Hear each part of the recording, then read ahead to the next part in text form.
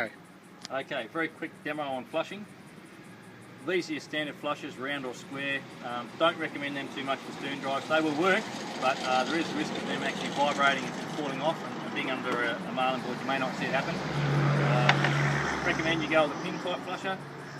These basically have a pin that goes through the intake and then the other side goes on. You basically just squeeze that little metal tab till the lines line up and put the metal through it, and then you release it and it bites on. Can't fall off, nice and tight, pretty simple. So we'll put these on through the intake down here, like that. Put that through, give it a squeeze, line up the holes, like that. Give them a good bit of pressure on there. Now we'll connect the hose and we'll give it a good flush. We always flush with the motor down. The reason for that is there are uni joints inside here. With the motor up, if you were to test your shift and go forward and backwards to make sure you had good control, maybe a pre-dawn check. The motors don't like having that leg bent, and the uni joints don't like operating at 90 degrees. You'll get grinding.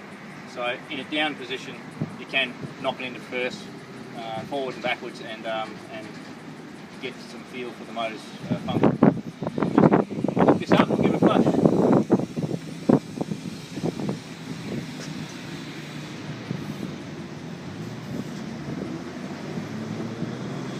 When we put the flush on, absolutely full bore on the hose. Don't do a couple of turns.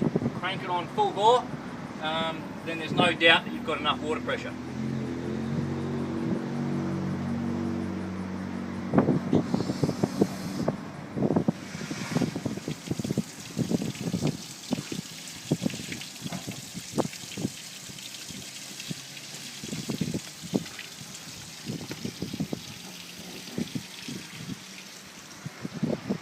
Next, just start the motor.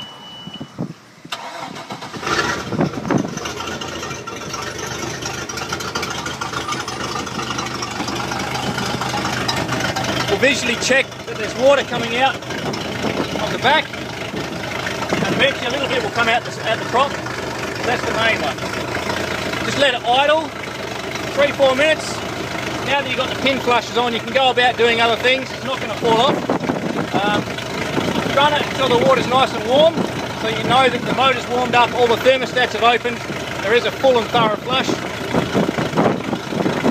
And turning it off, just motor off first, then turn the tap off.